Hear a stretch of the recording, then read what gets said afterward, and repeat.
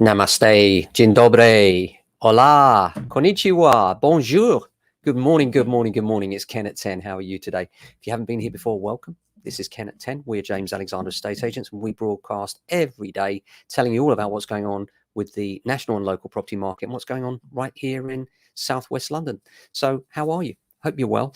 Yeah, do you know what? I had a surveyor call me in this morning quite early, and I always pop into the office early. I like to get up early and get ahead of the game before any staff arrive, about an hour before, and just kind of get my head in. And I always find that first hour really valuable. And he said something that his father used to say to him was that hours before 12 midday are worth twice as much as those after. And I agree with that. For some reason, I find that morning time, especially the silent time before the office goes nuts, because we are a bit of a crazy busy office, which I'm not complaining, we love it. It's having that little bit of time to prepare, get ready, and then bang, when the phones go, you know exactly what you're doing, you're focused, and you can really get your mindset going. So looking at the news today, first article we got from the Independent and the Daily Mail. Property prices across the UK in January reached record levels again, according to the RICS. On a regional level, the most significant growth was in the northwest and southeast of England. Inquiries from prospective buyers also reached their highest level since the stamp duty holiday period in 2021. The main problem is the lack of properties coming to market. Now, hopefully, coming into the springtime, that problem will alleviate itself somewhat. We've already said yesterday, the Rightmove have indicated what we've been saying for some time, and that is that March is one of the strongest months of the year to sell your house. So really good time now, if you're thinking about it, actually get those valuations in, get an idea of what you're doing, get those photographs done, so you're teed up for the busiest month of the year. Really good time to think about that. If you think about moving, March is a great time. The other great thing about the springtime is, with the weather a little bit nicer, you do get that opportunity for people to see your gardens, see those spring flowers coming through, and really enjoy the whole ambience of the place. Apart from that, homeowners could see a staggering 8,000 boost to property values this year. This is according to the Express, and this is because there's the leveling up agenda that the government's been pushing. And it says that various areas are going to benefit from regeneration. I think it's just a soundbite, really, but there we are. Sales of 1 million plus homes soar in Scotland. That's interesting. The value of Scotland's 1 million plus property market has increased by around 400 million in 2020 to 583 million last year. And buyers facing a tough market in London, they're more likely to face competitive market conditions this year than in 2021.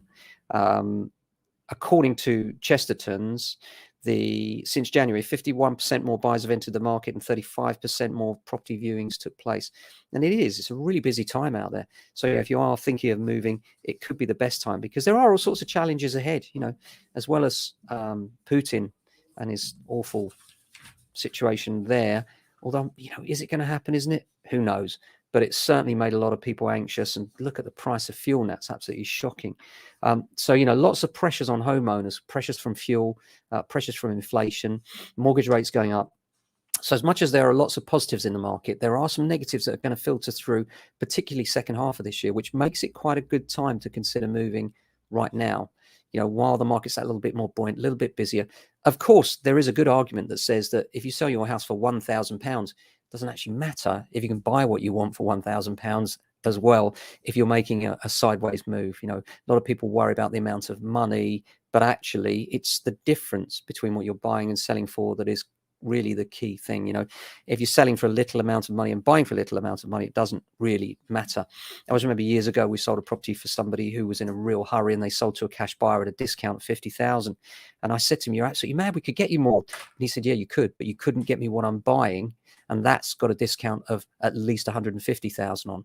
And so I'm quite happy to take a concession on mine in order to make the best of the other one." So, it's the differential, not just the price of yours. Gove moves to penalise developers over refusing to cover cladding costs. Housing developers who refuse will have planning permission and projects blocked under government plans. Well, that's a good thing. And there has been talk as well that the maximum anyone will pay in London is £15,000 to fix cladding. What I would say to that is too little too late. Many landlords have already paid way in excess of that. And the idea that all of a sudden they're going to overcome the problem, again, I think is soundbite politics. I don't think they're following through on what they're saying. 1/3 of landlords might sell because of tax relief changes. Well, this has been going through for a while now. We've been talking about it for some time. This is about Section 24 and the lack of being able to offset your interest payments against tax. Some 37% of landlords surveyed by Landlord Works, part of Nationwide, say they've considered selling rental properties as a result of buy-to-let tax changes introduced in 2016. That's because those changes in 2016 only started to feed through in their entirety in the last couple of years. And so landlords are all of a sudden looking at their portfolios, and in many cases, situations where they were making good profits have turned into negative or break-even situations where they're literally running that hamster wheel and finding that they're actually no better off. The research found that more than a quarter of landlords with larger portfolios of 20 or more buy-to-lets have already sold one or more properties to lessen the tax impact. For landlords between 2 and 5 properties, it said 13% had sold in order to minimise the tax burden. Nearly 80% of landlords feel the changes unfairly punished them, according to the research. And I would say that's true. And it's a shame because yesterday we were saying we need hundreds of thousands more houses a year to rent, and we're actually undermining the very provision of that from the private landlord, and I think that's a mistake. And I think it's a mistake, and it's landlords have been an easy target for the last few years because we all know that it's been easy money, inverted commas, according to those on the outside looking in. For those on the inside looking out, it's never that easy. Renters pay more to work from home. Renters are more likely to have seen their spending on utility bills increase while working from home. And 92% of people in rented accommodation reported increased spending on utilities. Apart from that, the market is doing okay. I mean, what we're finding is there's plenty of confidence out there. We're tying up sales from the weekend this week, and there's people out there that are making buying decisions at prices which are confident and reassuring, really. So really good time if you're thinking of selling. If you're thinking of buying, it's tough. There are few and far between out there. What can you do to put yourself ahead of the queue? We've done some podcasts on this. If you haven't seen the podcast before, do have a look.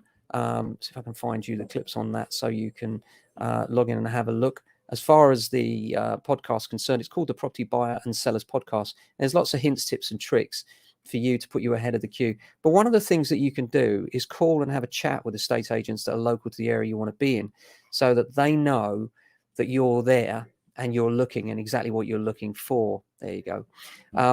And if they know what you're looking for and they can relate it to you, because estate agents have many, many people call every day.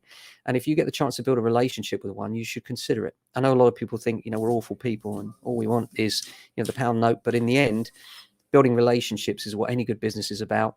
And if you're buying a property as a business, then you certainly need to build those relationships. And even if you're buying as an individual, you need those agents to be thinking of you first ahead of the queue. There is an invisible market that goes on underneath the existing market where people will buy and sell. Sometimes properties don't even hit the market. And we've done that recently on a couple of houses where we've had the buyer, we've got the seller, and we put them together, and it's never going to hit the market, never did hit the market. And we do these quite often, and it's quite a nice thing for a seller to be able to just discreetly come to market. And the first thing their neighbor knows is when the removal van's outside. And for some people, that's exactly what they need. So if you need that, we can talk about discreet sales. It doesn't all have to be Rightmove, Zoopla, and advertising. Sometimes it can be subtle. It can be much more under the radar than that, if that's what you need. So we can talk to you about that, about selling fairly privately and make sure that nobody knows. We have been known to attend without clipboards and parking the car down the road so that no one's aware that we're actually valuing your house. Wouldn't be the first time.